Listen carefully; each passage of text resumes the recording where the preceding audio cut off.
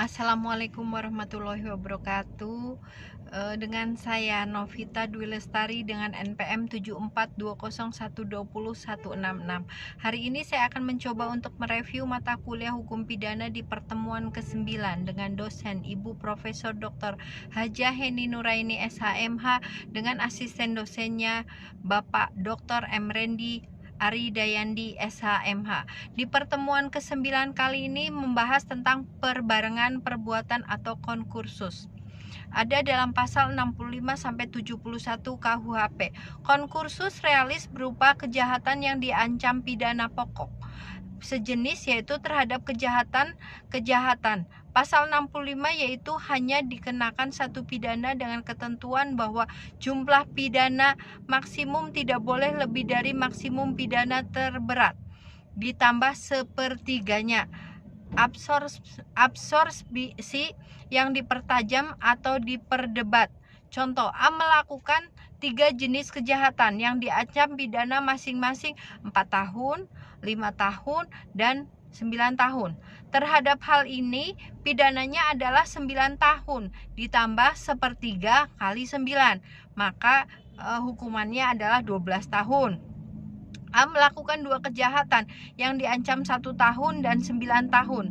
Dalam hal ini pidana yang dikenakan adalah 10 tahun dan bukan 9 tahun. Sepertiga kali 3 dikurang 12 sama dengan 12 tahun karena melebihi jumlah maksimum pidana untuk masing-masing kejahatan. Konkursus realis pelanggaran dan pelanggaran diatur dalam pasal 70 KUHP dengan sistem pemidanaan disebut kumulasi atau pidana sejenis, yaitu tiap-tiap pidana dijumlahkan. Contoh, A melakukan 2 pelanggaran yang masing-masing diancam pidana kurungan 6 bulan dan 9 bulan. Maka seharusnya maksimum pidananya adalah 6 plus 9 sama dengan 15 bulan. Tetapi menurut pasal 70 ayat 2 KUHP, sistem kumulasi itu dibatasi sampai maksimum 1 tahun 4 bulan kurungan.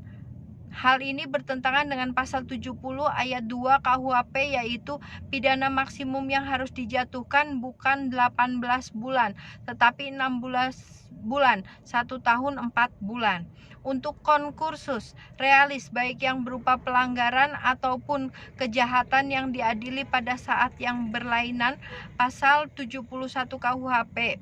Contoh, pada tanggal 1 Januari 2007 melakukan pembunuhan, pada tanggal 5 Februari 2007 melakukan pencurian, pada tanggal 10 Maret 2007 melakukan pencurian kembali.